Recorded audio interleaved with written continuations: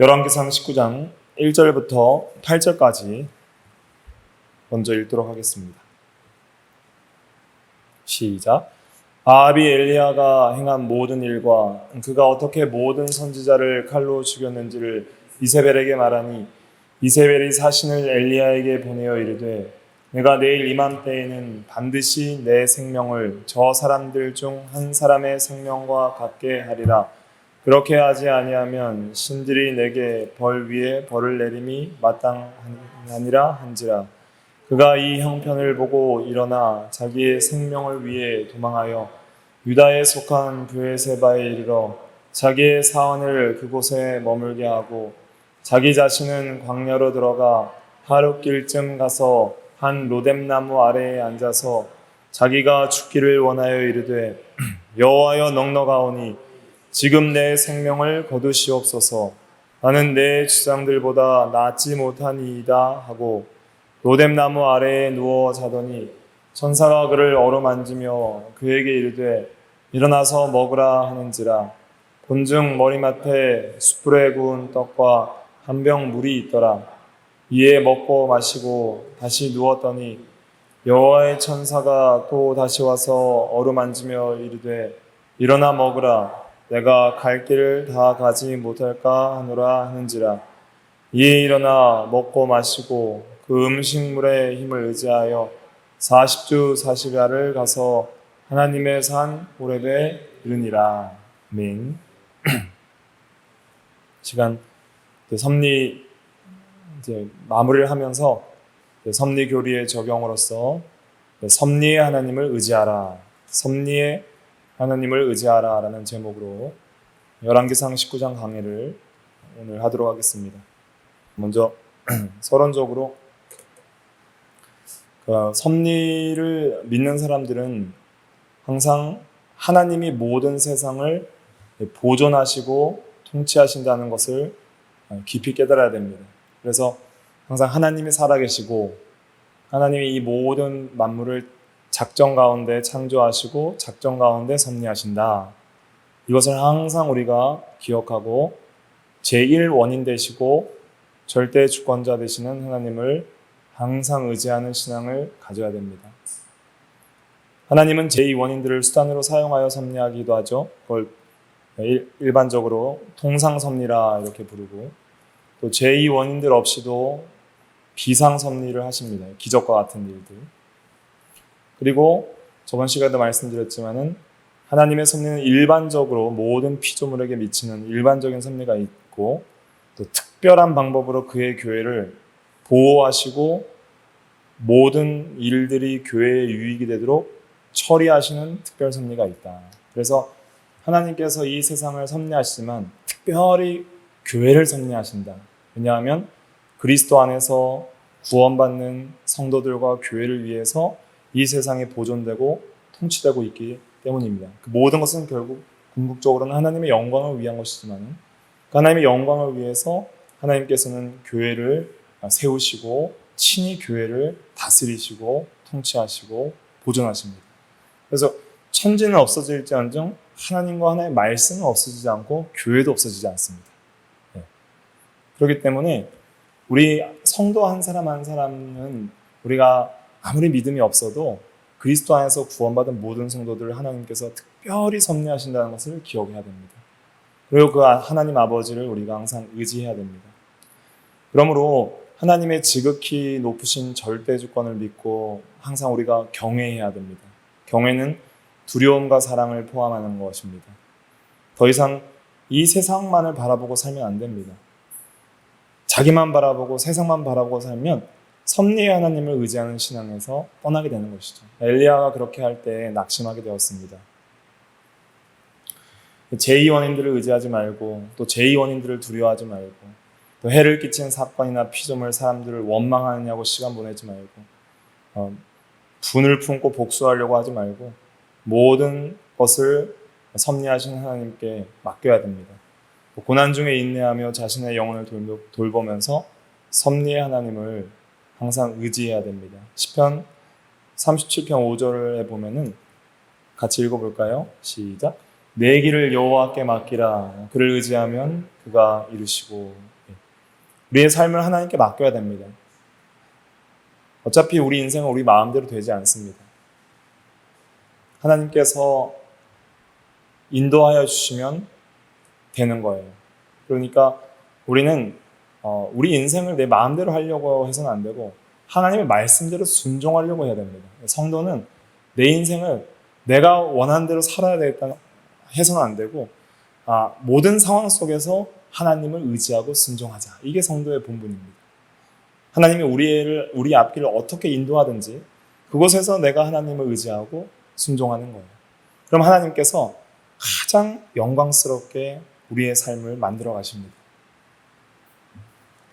결국 우리가 바라보는 것은 이 세상에 속한 것이 아니라 영원한 하나님 나라에서 받을 그 기업과 상급을 바라보는 거예요. 영원히 살 하나님 나라에서 만들 우리의 인격을 바라보는 것이죠. 그 모든 그 영광스러운 영원한 것을 이루기 위해서 현세의 이 짧은 시간 속에서 많은 것을 섭리 가운데 우리에게 허락하시고 경험하게 하시는 것입니다. 그래서 저와 여러분들이 어떤 상황에 있든지 항상 우리는 하나님을 생각해야 됩니다. 하나님 중심적인 신앙, 신본주의 신앙, 하나님의 절대 주권과 하나님의 통치와 보존하시는 그 섭리. 그 섭리라는 것은 하나님의 절대 주권, 하나님의 왕되심을 믿는 거예요. 하나님이 모든 걸 다스리신다. 하나님이 모든 것을 보존하신다. 하나님의 말씀대로 이루신다. 하나님의 영광을 위해 이루신다. 우리 성도들에게, 교회에게 가장 유익이 되는 방법으로 우리를 처리하신다. 그걸 믿는 거예요. 자기만 바라보고 세상만 바라보다 보면 이 믿음에서 떠나고 우리가 낙심하거나 원망불평하거나 교만하기가 쉽습니다. 그래서 결국은 이 섭리교를 통해서 우리가 궁극적으로 우리 신앙에 적용하고자 하는 것은 섭리의 하나님을 의지하는 삶, 이것이 중요한 것입니다. 하나님은 그러한 삶을 원하시죠. 엘리야는 누구보다 위대한 하나님의 사람이었습니다. 그는 우리가 17장에서 2주 전에 살펴본 것처럼 그가 간절히 기도하니 3년 6개월 동안 비가 멈추었습니다. 그리고 사르밧 과부의 집에 들어갔을 때 엘리야의 말대로 그 곡식 가루가 끊어지지 않고 기름병에 기름이 끊어지지 않아서 생명을 보존할 수 있도록 하나님께서 놀라운 일을 허락하셨고, 사르밧 과부의 아들이 죽었을 때에 그 과부의 아들을 살리는 기적과 같은 사건들을 그렇게 행했습니다. 특별히 엘리야가 행한 놀라운 일은 무엇이냐면 18장에 나오는 일입니다. 19장 1절에 보면은 아합이 엘리야가 행한 모든 일과 그가 어떻게 모든 선지자들을 칼로 죽였는지를 이세벨에게 말하니 그랬잖아요. 이 모든 일과 모든 선지자는 이 거짓 선지자인 바알과 아세라 선지자인데 이 죽인 일은 18장에 등장하는 일입니다. 18장에는 어떤 일이 있었냐면 갈멜산에서 바알과 아세라 선지자 그리고 엘리야가 대결을 펼칩니다. 누가 참 신인지를 증명하는 대결을 펼치는 거예요. 그래서 소를 각각 한 마리씩 잡고 나무를 버려놓고 이제는 각각 바알 선지자들은 바알의 이름을 부르고 엘리야는 여호와의 이름을 불렀을 때 응답하는 자 그가 참 신이고 참 하나님이다. 대결해보자. 이렇게 대결을 신청했고 모든 사람이 좋게 여겼고 먼저 바알 선지자 450명이 하루 종일 몸을 상해하면서 그렇게 바알을 불렀지만 아무 응답이 없었습니다. 그러나 엘리야가 아주 간결하고 간절하게 짧게 여호와여 응답하소서 여호와여 응답하소서 라고 기도할 때 즉시 하늘에서 불이 내려와서 제단에 있는 나무와 그 재물과 흙과 그 다음에 도랑의 물도 받아놨는데요. 물까지 다 핥아버려서 태워버렸다 그랬습니다. 그렇게 놀라운 그러한 승리의 사건을 경험하고 이제 온 백성들이 여호와가 참 하나님입니다. 여호와가 참 하나님입니다 하면서 온 백성이 여호와께 돌아오게 되었습니다. 그때 아합도 같이 있었어요. 아합 왕은 이세벨을 따라서 바알과 아세라를 섬기는 그러한 우상 숭배의 죄를 범하고 있었지만 그런 놀라운 하나님의 기적의 사건이 일어났을 때 감히 한마디도 하지 못하고 엘리야의 명령에 따라서 엘리야가 바알의 선지자들을 다 잡아 죽이라 할 때 그때 백성들이 다 잡게 되고 기손 시내라는 곳에서 엘리야가 바알 선지자들을 다 죽였다 그랬습니다. 바알 선지자 450 죽였고 또 아세라 선지자도 400명이 있었는데 다 부르라 그랬으니까 그 아세라 선지자들도 다 죽인 거예요. 총 850명의 이방 우상 숭배하는 선지자들을 다 잡아 죽였어요. 그때 엘리야가 어떤 마음이 들었을까요? 엘리야는 오늘 본문에 읽지는 않았지만 후반절에 보면 여호와께 열심히 유별하다 그랬습니다. 정말 하나님의 영광을 위해 열심히 사역한 선지자인데 엘리야의 소원은 딱 한 가지예요. 전 이스라엘의 우상 숭배의 죄를 회개하고 돌이켜서 참 하나님만을 섬기는 게 그게 엘리야의 소원이었어요. 그런데 모든 하나님의 선지자들 이세벨이 다 잡아 죽이게 됐고 그리고 물론 오바댜라는 사람이 선지자 100명을 굴에 숨겨서 보호하고 있었지만 그건 알고 있었지만 실제로 하나님의 영광을 위해서 드러내놓고 사역하는 그러한 공개적 사역자는 엘리야 한 사람밖에 없었기 때문에 항상 자기는 외로웠던 거죠. 나만 남았다. 나만 남았다. 그러면서 원하는 것은 전 이스라엘이 회개하고 하나님께 돌아왔으면 좋겠다. 그런 간절한 마음을 열심을 가지고 있었는데 하나님께서 하늘에서 불이 내려와서 참으로 응답하시는 참신이라는 기도를 들으시는 참신이라는 그런 것을 증명해 보이셔서 온 이스라엘이 이방 선지자들을 죽이고 아합도 아무 말 하지 못하고 이렇게 돌아오는 모습을 볼 때 엘리야가 참으로 기뻤고 또 참 이제는 이 나라가 바로 서겠구나 하는 그런 간절한 기대와 소망이 있었을 거예요. 그래서 아합 보고 이제는 이제 비가 올 겁니다. 3년 6개월 동안 하나님께서 징계로 내리지 않은 비가 올 겁니다. 그러니 속히 이스라엘 왕궁으로 올라가소서. 이스라엘이라는 것은 어디냐면 그 북이스라엘의 수도는 이제 사마리아인데 그 외에 이제 제2 왕궁이 이스라엘이라는 곳이에요. 그래서 그 이스라엘에 이세벨도 있고 아합도 거기에 머물러 있습니다. 그래서 아합을 먼저 마차를 타고 이제 가라고 하고 이제 자기는 기도하는데 간절히 기도하니까 하나님께서 이제 3년 6개월 동안 멈췄던 비를 내려주셨어요. 그리고 이제 왕이 왕궁에 들어가기 전에 먼저 전령이 앞장서서 가면서 왕이 이제 오신다는 말을 전하게 되어 있거든요. 그거를 이제 엘리야가 겸손하게 그 일을 행해요. 18장 마지막에 보면은 하나님의 능력이 엘리야에게 임하니까 그가 마차보다 빨리 앞서서 30km나 되는 그 구간인데 그 거리를 빠르게 달려서 이스라엘에 먼저 들어갑니다. 그렇게 이제 제2왕궁인 이스라엘에 들어갔을 때 이제 아합도 회개하고 백성들도 회개해서 하나님을 바로 섬기겠지 하는 그러한 기대가 있었던 거예요.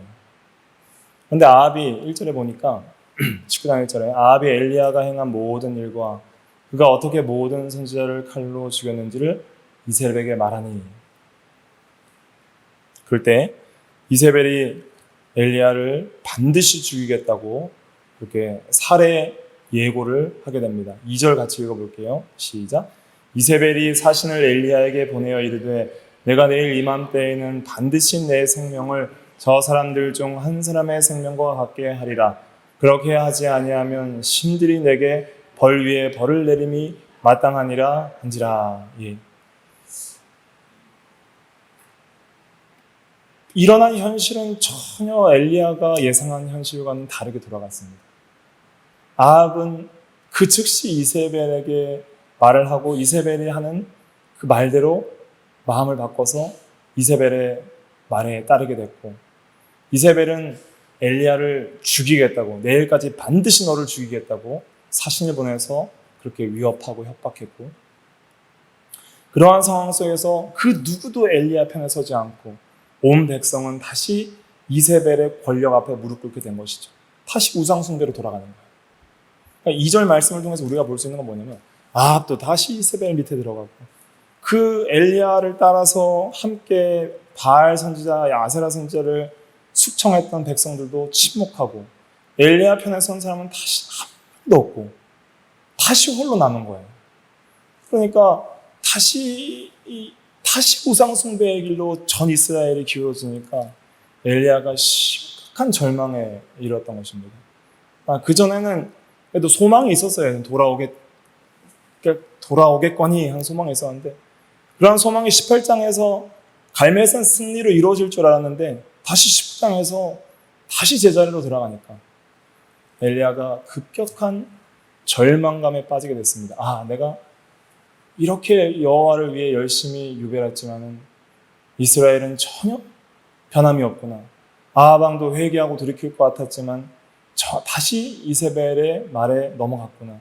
이세벨 저 악한 여인은 전혀 변함이 없구나. 하나님의 그 놀라운 역사를 듣고도 전혀 변함이 없이 더 악하게 나를 죽이려 하는구나.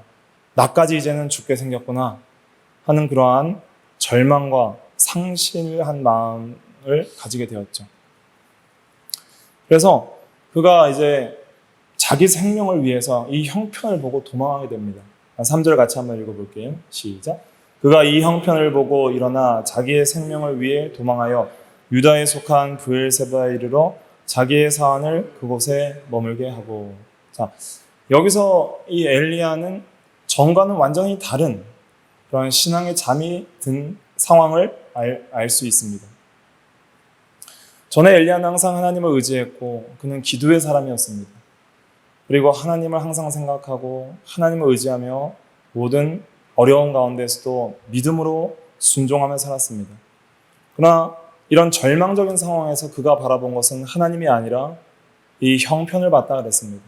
섭리의 하나님을 바라보고 이 모든 것도 하나님이 합력하여 선을 이루실 것임을 바라보고 구원과 또 모든 심판과 이스라엘을 회복시키는 모든 역사는 나의 힘과 능력에 있는 것이 아니라 섭리의 하나님께 있다는 것을 믿었으면 절망하지 않았을 텐데, 그러나 그가 이 형편을 보고 절망하게 되었습니다.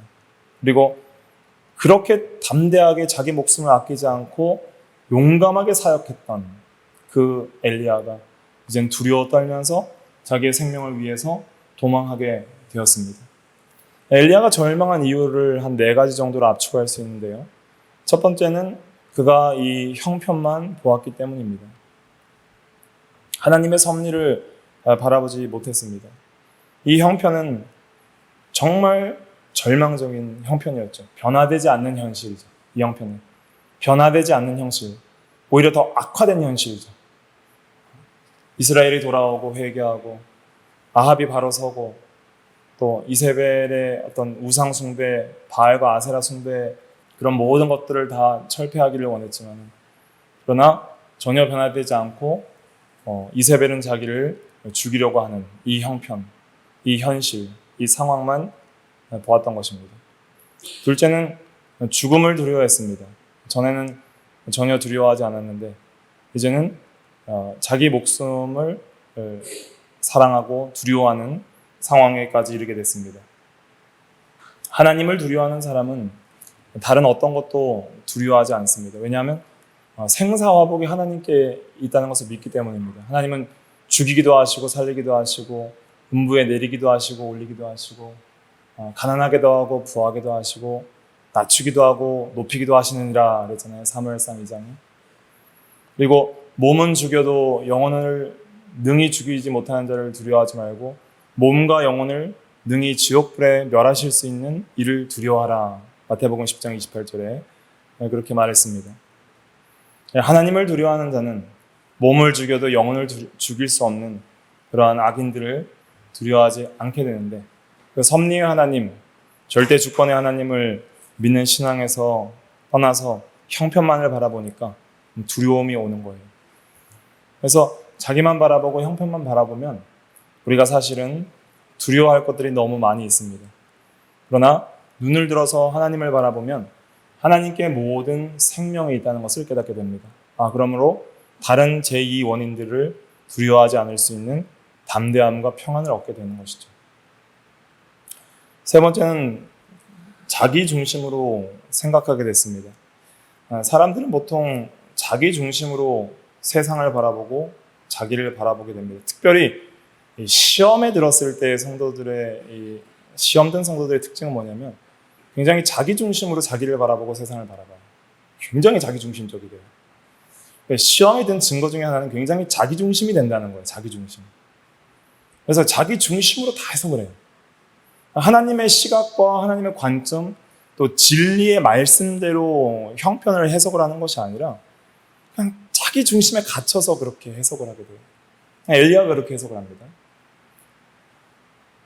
지금 열왕기상 19장 18절에 읽지는 않았지만 바알에게 무릎 꿇지 않은 자 7,000명을 하나님께서 남겨두셨다 그랬어요.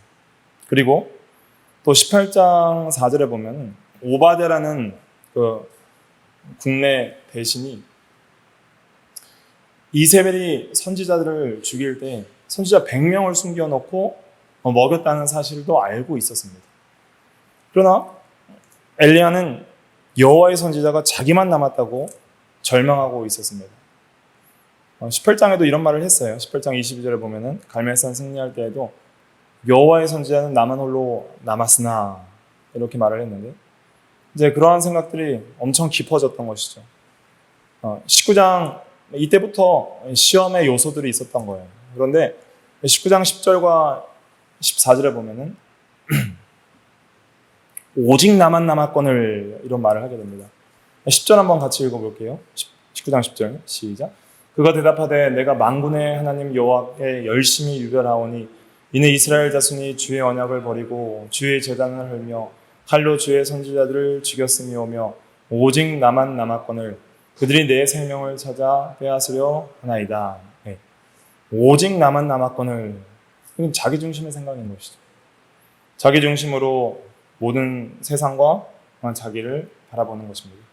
그러나 하나님의 관점에서 볼 때는 몇 명이나 남아있어요? 7,000명이 남아있는 거예요. 7,000명. 18절에 보면. 하나님은 엘리야만 섭리하는 게 아니에요. 하나님은 7,000명도 섭리하고 있고 온 세상도 섭리하고 있고 아합도 이세벨도 이방 나라들도 다 섭리하고 있습니다. 19장에서 가르쳐주는 진리는 그겁니다. 근데 엘리야는 자기만 바라보고 있는 거예요. 나만 남았는데 나도 죽이려고 지금 이세벨과 그 백성들이 나를 찾고 있습니다. 나만 남았습니다. 하나님은 7,000명이 남았다라고 하시는데 엘리야는 자기만 남았다는 거예요. 그래서 이 세상은 나 중심으로 돌아가는 것이 아닙니다. 세상은 엘리야 중심으로 돌아가는 것이 아니에요. 세상은 하나님 중심으로 돌아갑니다. 그렇기 때문에 섭리신앙이란 건 무엇이냐면 세상을 나 중심으로 바라보는 그러한 시각에서 하나님 중심으로 세상을 바라보는 것이 바로 섭리신앙입니다. 하나님이 모든 것을 다스리고 하나님이 나만 섭리하는 것이 아니라 다른 사람도 섭리한다. 교회를 섭리한다. 악한 자들도 섭리한다. 이세벨도 섭리한다. 아합도 섭리한다. 그렇기 때문에 하나님의 허락이 아니면 절대 생명을 건드릴 수 없다. 하나님의 허락이 아니면 절대 마음대로 교회를 어지럽히거나 멸할 수 없다.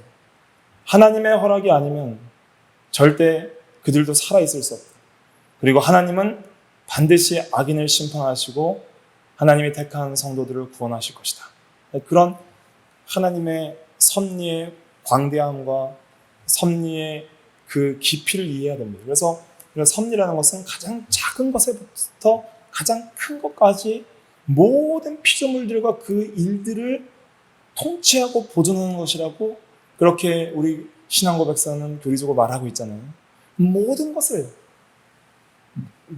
가장 세부적이고 작은 것부터 가장 큰 것까지 다 섭리한다는 것이 섭리신앙입니다. 그러나 시험이 들 때 보통 사람들은 자기만 생각하고 그 섭리의 하나님을 바라보지 못하게 되는 것이죠. 그럼 네 번째는 또 이게 이제 절망한 이유 중에 하나인데 중요한 이유인데 자기가 하려고 했기 때문에 자기가 하려고. 이것은 영적인 교만이죠.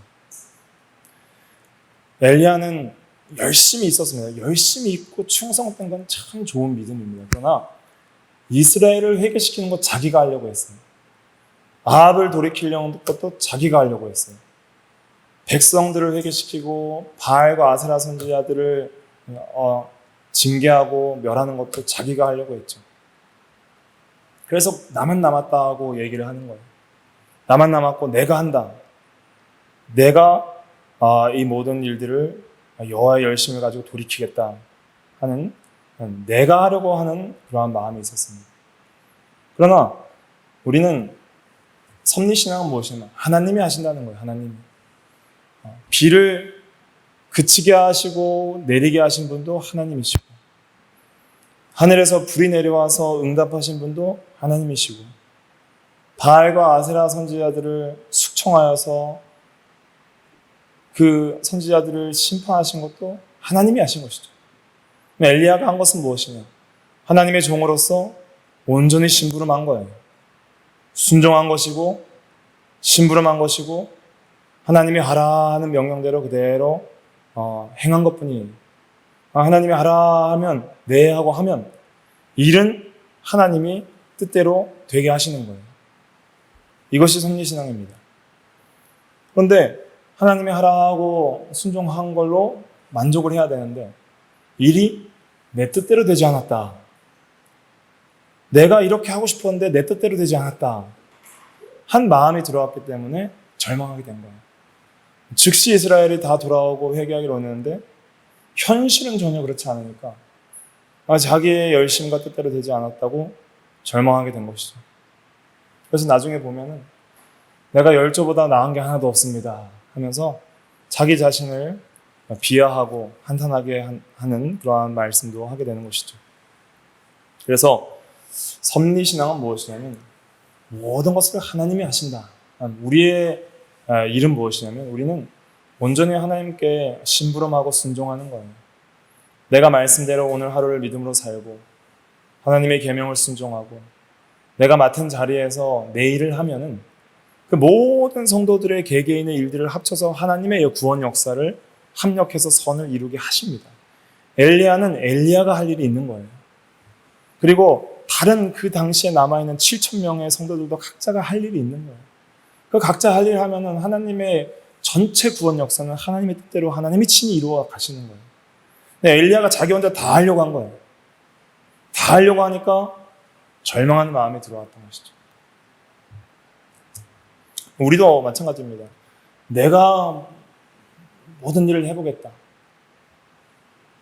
가정의 문제, 교회의 문제, 직장의 문제, 모든 삶의 문제에 있어서 또 나의 개인적인 구원의 문제, 내가 내 힘으로 해보겠다 하다 보면은 우리가 절망하게 됩니다.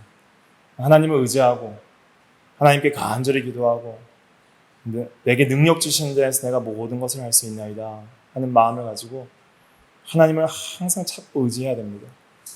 그러면 하나님이 주세요. 지혜도 주시고 사명도 주십니다. 어떻게 살아야 할지 지혜와 사명을 주세요. 그럼 그거 순종하면 되는 거예요. 가라 하면 가고 서라 하면 서고 돌라 하면 돌고 그렇게 순종하는 거예요. 주인이 소를 샀어요. 밭을 가려고. 그럼 그 소는 뭐만 하면 되죠? 가라 하면 가고 서라 하면 서고 돌라 하면 돌면 되는 거예요. 그럼 밭 가는 건 주인이 하는 거예요. 그럼 소 먹을 건 누가 줘요? 주인이 주는 거예요. 그런 것처럼 우리 모든 하나님의 종들도 하나님의 말씀대로 순종하고 내게 맡겨주신 사명을 감당하면 전체 구원의 역사, 밭 가는 일과 같은 전체 교회를 이루어나가는 일, 하나님이 다 하시는 것입니다. 내가 모든 것을 내 뜻대로 하려고 하다 보면은 교만하기 쉽고 뜻대로 되지 않을 때는 절망하기 쉽다는 것. 이것을 우리가 깨닫고 항상 나는 무요 공이요 아무것도 없는 가운데 모든 은혜로 구원받았고 모든 것을 하나님께서 은혜로 주셨으니 주의 뜻만 이루어지이다. 그런 겸손한 마음으로 나아가야 됩니다. 내 것이다. 내가 했다. 내 영광을 위해 해야 한다 하는 나소리 3번 하는 것들이 다 교만이고 그것이 되지 않으면 절망이 되는 거예요. 그래서 항상 하나님의 뜻대로 주의 뜻을 이루소서 하는 마음으로 그렇게 나가야 됩니다. 이렇게 형편이 좋지 않아도 이것이 하나님의 섭리군요. 이 가운데 하나님의 선하신 뜻이 있는 줄 믿습니다. 지금까지 인도해 주신 하나님의 그런 놀라운 역사를 믿으오니 앞으로도 하나님께서 주의 뜻 가운데 이루어 주실 줄 믿습니다. 내가 아니면 다른 사람들을 통해서라도 이루어 주실 걸 믿습니다 하는 그러한 신앙으로 나아갔으면 엘리야가 절망하지 않았을 거예요. 엘리야가 해야 될 사명이 있었고 하나님께서 이제 회복시켜 주면서 엘리사에게 기름 부으라고 하십니다. 그러니까 엘리사를 통해서 이제 이어서 하시겠다는 거예요. 엘리야 때에 할 일이 있고 엘리사 때에 할 일이 있는 거예요. 근데 자기가 다 하려고 하니까 힘이 빠지고 낙심이 되는 거예요. 그래서 하나님을 의지하고 살면 하나님이 사람들도 붙여주시고 또 동역자들도 붙여주시고 이렇게 해서 모든 일들이 다 잘 되게 하시는 겁니다. 엘리야가 절망을 해가지고 이제 도망을 가는데 혼자 도망하지 않고 사환을 데리고 도망하다가 이제 유다에 속한 브엘사바에 이르러서 사환을 그곳에 머물게 하고 이제 홀로 외로이 자기 자신은 광야로 들어가서 하룻길쯤 더 가서 한 로뎀나무 아래에 앉게 됩니다. 엘리야가 도망간 거리를 대충 계산해 보면 약 185km 정도 됩니다. 그러니까 이 거리를 걸어서 도망을 한 거예요. 이스라엘에서 브엘세바까지 145km. 하룻길 정도 시속 4km로 걸으면 하룻길 정도는 한 40km 걸을 수 있다고 생각하면 한 185km 정도 이렇게 걸었다 생각을 할 수가 있겠습니다. 그래서 이제 더 이상 마음도 지치고 이제 육체도 너무 걸어가지고 지쳐가지고 로뎀나무 아래에 앉아서 쓰러져서 죽기를 원했습니다. 이것은 능력의 선지자로서 사역한 엘리야의 모습과는 전혀 기대할 수 있는 모습과는 다른 모습이죠. 자기가 죽기를 원하여 이르되 여호와여 넉넉하오니 지금 내 생명을 거두시옵소서. 나는 내 조상들보다 낫지 못하니이다 그랬습니다. 절망을 해서 조상들보다 나은 게 하나도 없고 지금까지 살아가면서 나는 좀 신앙이 있고 또 능력이 있다고 생각을 했는데 전혀 그렇지 못한 현실과 자기 상황을 보면서 낙심하게 되었고 여러 절망하는 이유들 때문에 이제는 더 이상 소망이 없어서 죽기를 여호와께 구했습니다. 그러나 여기서 엘리야가 잘한 게 있어요. 왜냐하면 절망하여서 생명을 거두기를 바랐고 자살하고자 하는 충동이 있었지만은 그 모든 문제도 스스로 해결하지 않고 그 모든 문제를 하나님께 가지고 나아가 기도했다는 것이죠. 그러니까 아무리 절망적인 상황 속에서도 신자는 하나님께 그 모든 문제를 가지고 나아가서 기도할 때 하나님께서 위로해 주시고 은혜를 주십니다. 하나도 너무 괴로워서 정말 죽고 싶은 마음이 들었을 때 그 모든 문제를 가지고 하나님께 나아가서 심정이 통하는 기도, 마음이 괴로워서 여호와께 내 마음을 쏟아놓을 때 하나님께서 오래 기도하는 동안 은혜를 주셨죠. 그것처럼 우리가 아무리 신앙에 잠이 들고 낙심을 되고 절망이 되더라도 하나님을 의지하고 기도할 때 하나님께서 반드시 은혜를 주십니다. 어떠한 은혜를 주시는가? 절망한 엘리야를 하나님이 어루만지시고 먹여주셨습니다. 5절부터 8절까지 같이 읽어보겠습니다. 시작. 로뎀나무 아래에 누워 자더니 천사가 그를 어루만지며 그에게 이르되 일어나서 먹으라 하는지라. 본즉 머리맡에 숯불에 구운 떡과 한 병 물이 있더라. 이에 먹고 마시고 다시 누웠더니 여호와의 천사가 또 다시 와서 어루만지며 이르되 일어나 먹으라. 내가 갈 길을 다 가지 못할까 하노라 하는지라. 이에 일어나 먹고 마시고 그 음식물의 힘을 의지하여 40주 40야를 가서 하나님의 산 호렙에 이르니라. 로뎀나무 아래 누워 잤다 그랬습니다.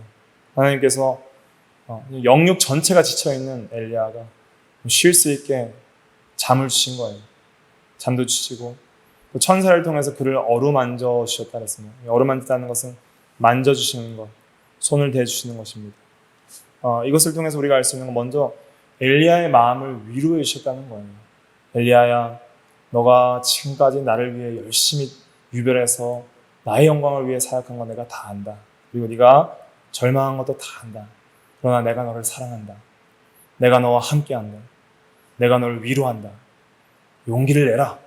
이렇게 마음을 어루만져 주시는 거예요. 그러니까 우리가 절망했을 때, 세상의 모든 소망을 잃어버리고 하나님 앞에 기도의 자리에 나갔을 때 영적으로 하나님께서 우리와 함께 하시고 내가 너와 함께 한다. 내가 너를 위로한다. 내가 너를 사랑한다는 것을 반드시 보여주십니다. 그걸 깨닫게 해주시는 거예요. 마음으로 느끼게 해주시는 거예요. 그러면서 하나님 안에서 우리의 마음이 녹아지고 위로를 받게 그렇게 하셔서 다시 한번 새 힘을 얻어서 주를 위해 살아갈 수 있는 그러한 힘을 주십니다. 그것이 은혜예요. 그리고 영혼만 어루만진 것이 아니라 육체의 필요도 공급해 주셨습니다. 이르되 일어나서 먹으라. 기적적으로 하나님께서 숯불에 구운 떡과 물 한 병을 주셨습니다. 먹고 마셨습니다.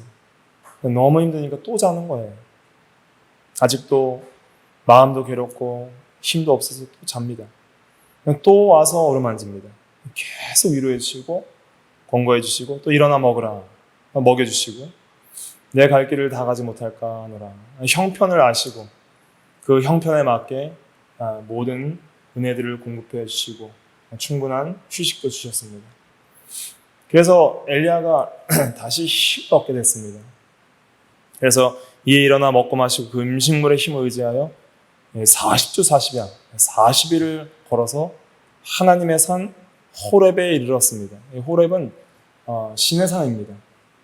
모세가 십계명을 받은 그곳, 하나님의 임재가 있던 산. 모세가 십계명을 받을 때 지진과 불과 놀라운 그 하나님의 임재의 역사가 있었던 산이 바로 하나님의 산 호렙입니다. 하나님의 임재와 하나님의 함께 하심을 보여줬던 산이 바로 호렙산이고 신의 산입니다. 그것까지 가라는 거예요. 그래서 우리가 기도 제화를 통해서 다시 한번 산으로 도망해야 됩니다. 하나님의 산, 하나님의 임재, 하나님이 함께 하시고 하나님이 친히 말씀을 주셨고 이스라엘 백성들에게 계명을 주셨던 그 산, 하나님의 임재 가운데 우리가 나아가도록 이렇게 기도의 자리에 힘을 써야 되는 것이죠. 특별히 떡과 물은 영혼의 양식인 하나님의 말씀과 또 성령의 감동을 상징합니다. 물은 요한복음 7장 38절에 보면 생수의 강을 가리켜서 성령의 역사라 그랬습니다. 그 배에서 생수의 강이 흘러나오리라. 요한복음 7장 38절. 그래서 이 물은 성령의 생명의 역사, 생수와 같은 생명의 역사를 상징하고 떡은 영혼의 양식인 하나님의 말씀을 상징한다고도 볼 수 있습니다.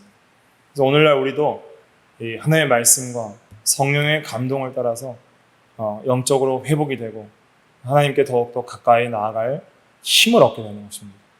항상 우리가 영적으로 힘을 잃을 때 기도의 자리에 나아가야 되고 말씀을 더 깊이 묵상하고 의지하는 자리에 나아가야 됩니다.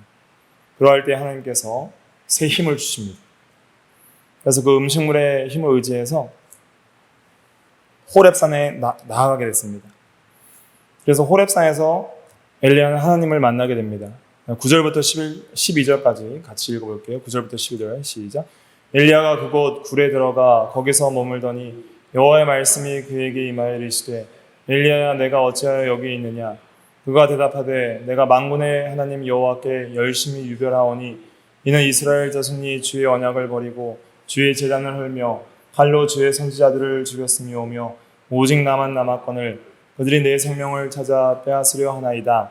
여호와께서 이르시되 넌 나가서 여호와 앞에서 산에 서라 하시더니 여호와께서 지나가시는데 여호와 앞에 크고 강한 바람이 산을 가르고 바위를 부수나 바람 가운데 여호와께서 계시지 아니하며 바람 후에 지진이 있으나 지진 가운데에도 여호와께서 계시지 아니하며 또 지진 후에 불이 있으나 불 가운데에도 여호와께서 계시지 아니하더니 불 후에 세미한 소리가 있는지라.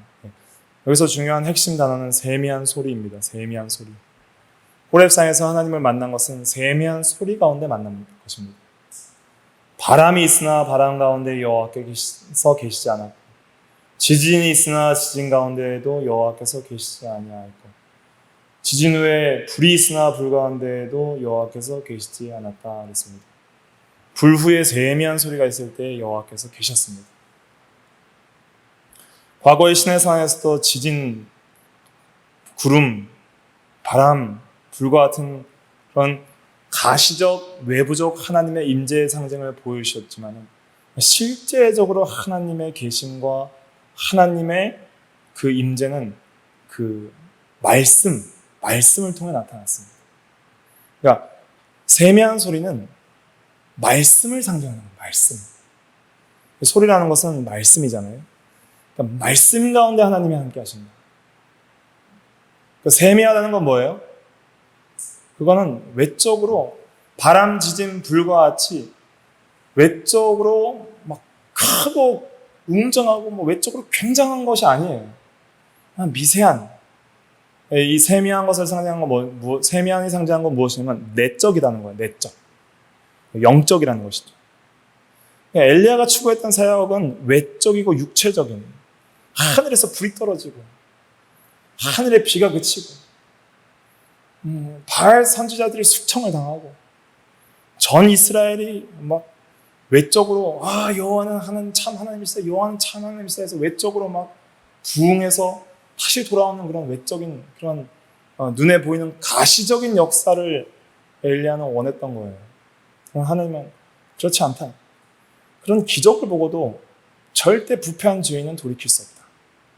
하나님의 세미한 소리, 영적, 내적 진리의 역사만이 사람을 변화시킨다. 외적인 역사가 사람을 변화시키는 것이 아니라 내적인 역사에 하나님이 함께 하시고 진리의 역사에 하나님이 함께 하시고 진리가 사람을 변화시킨다는 것입니다. 과거에 이스라엘 백성들이 홍해가 갈라져도 하나님을 배반하고 불신종했어요. 사람이 외적인 가시적인 기적을 본다고 마음이 변화되는 것이 아닙니다. 내적인 역사, 세미한 소리, 진리의 말씀이 성도를 변화시키고 힘을 주고 새롭게 하고 여러 절망 가운데 또 소망을 얻게 하고 영원히 소생하게 되는 것이죠. 바람과 지진과 불은 시내산 과거 모세 시대 때에도 하나님의 임재의 가시적 상징이었고 엘리야에게도 똑같이 이것이 하나님의 가시적 상징인 것은 가르쳐 주셨습니다. 그러나 그 자체가 여호와의 임재라는 것은 아니라는 거예요. 거기 안에 하나님이 안 계시다는 것은 그 외부적으로 보이는 가시적 상징은 상징일 뿐이지 여호와 하나님 자체는 아니라는 거예요. 그러나 세미한 음성은 직접적인 임재입니다. 바람과 지진과 불은 하나님의 본질적 속성이 아니므로 하나님과 동일시될 수 없지만 말씀은 하나님 자신입니다. 진리는 하나님 자신입니다. 말씀이 육신이 되어 오신 분이 예수 그리스도시고 하나님은 말씀하시는 분이시고 하나님은 말씀 그 자체입니다. 말씀이 하나님과 함께 계셨으니 그 말씀이 곧 하나님이시니라 그랬습니다. 구약 성경에서도 보면은 십계명 돌판을 하나님 자신과 동일시했습니다. 십계명 돌판은 하나님이 친히 손으로 새겨주신 율법이잖아요. 그 두 돌판은 종종 하나님 자신으로 분류하는데 예를 들면 출애굽기 16장 33절 같이 읽어볼게요. 시작. 또 모세가 아론에게 이르되 항아리를 가져다가 그 속에 만나 한 오멜을 담아 여호와 앞에 두어 너희 대대로 간수하라. 자,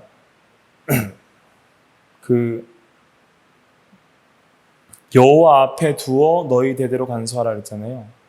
그 법궤 안에는 아론의 쌍난 지팡이와 만나 담은 항아리, 한 오멜 담은 항아리와 그 다음에 그 십계명 두 돌판이 있었습니다.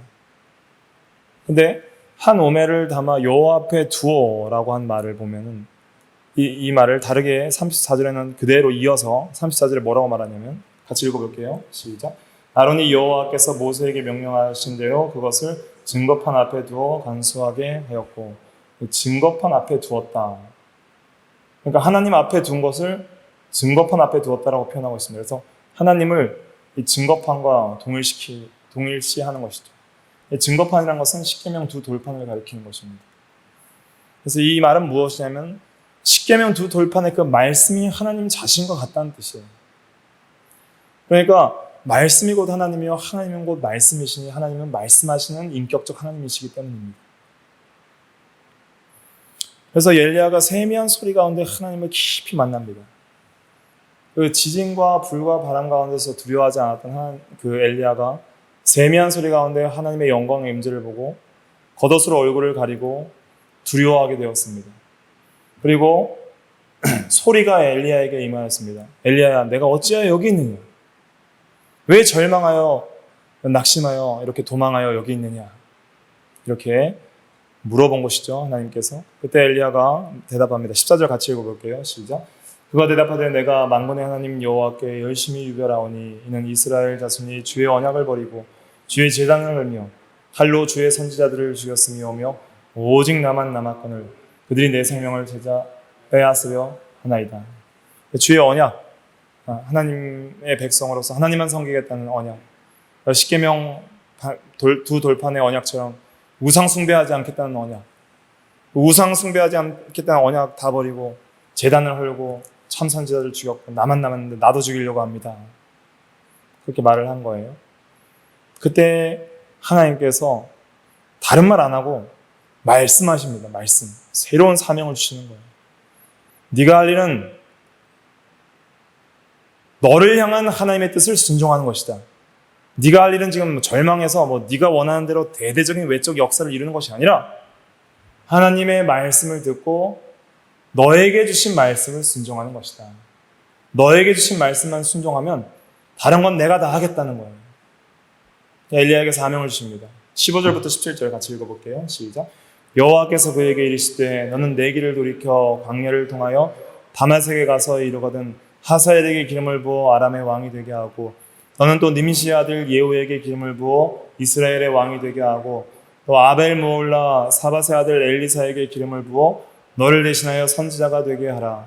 하사엘의 칼을 피하는 자를 예후가 죽일 것이요 예후의 칼을 피하는 자를 엘리사가 죽이리라. 엘리사에게 주신 사명 세 가지입니다. 세 가지. 하사엘에게 기름을 부어 아람 왕이 되게 하라. 즉 이방 나라 왕을 세우라는 거예요. 이것은 이방 나라도 하나님이 섭리한다는 거예요. 이방 나라 왕 세우는 것. 그래서 이방 나라 왕 하사엘의 칼을 통해서 타락한 이스라엘을 내가 치겠다는 거예요. 하사엘의 칼을 피하는 자. 하사엘의 칼을 통해 내가 이스라엘을 심판하겠다. 내가 하겠다는 거예요. 네가 할 일은 뭐냐? 아람 왕 세우라는 거예요. 아람 왕 세우라. 이스라엘 심판을 네가 하려고 하지 말고 아람 왕 세우라는 거예요. 두 번째, 예후에게 기름을 부어 이스라엘 왕이 되게 하라. 예후가 이제 아합 왕 다음에 이스라엘 왕이 되어서 이세벨을 죽입니다. 예후가 죽여요. 엘리야가 죽일 필요 없는 거예요. 예후를 세워서 예후가 죽이는 거예요. 그러니까 타락한 이스라엘, 즉 타락한 교회도 하나님이 섭리한다. 네가 할 일은 뭐냐면 예후 세우라는 거예요. 예후. 그럼 세 번째, 엘리사 세우라는 거예요. 엘리사.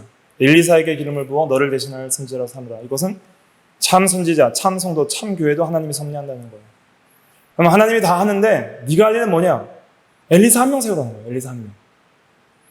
이방 나라 다스리고 타락한 이스라엘을 네가 섭리하고 참 선지자들 네가 섭리할 게 아니라 네가 할 일은 세 가지 하라는 거예요. 세 가지. 세 사람 세워라. 세 사람. 근데 엘리사가 받은 사명이 세 사람 세우는 건데 실제로 이제 성경을 보면 열왕기하 8장과 9장을 보면 엘리사가 하사엘과 예후를 세우게 됩니다. 하사엘과 예후는 엘리사가 세워요. 19장 마지막에 이제 엘리야가 즉시 세우는 사람이 있는데 엘리사 한 사람 세우는 거예요. 엘리야의 사명은 하나, 엘리사 세우는 거예요. 엘리사. 엘리사 세우면은 엘리야가 세운 엘리사를 통해서 누굴 세우는 거예요? 하사엘과 예후를 세우는 거예요. 하사엘을 통해서 우상 숭배하는 이스라엘을 아람 왕 하사엘이 쳐서 징계하고 하나님께서 예후를 통해서 이세벨을 죽이고 또 타락한 그 바알 선지자들 다 죽이고 그리고 엘리사 세워서 타락한 이스라엘을 징계하고 그 다음에 참 교회를 구원하는 일을 엘리사가 하는 거예요. 엘리야가 할 일은 뭐예요? 엘리사 한 명 세우는 거. 그거 하라는 거예요. 그게 하나님의 뜻입니다. 그래서 우리도 내가 하겠다.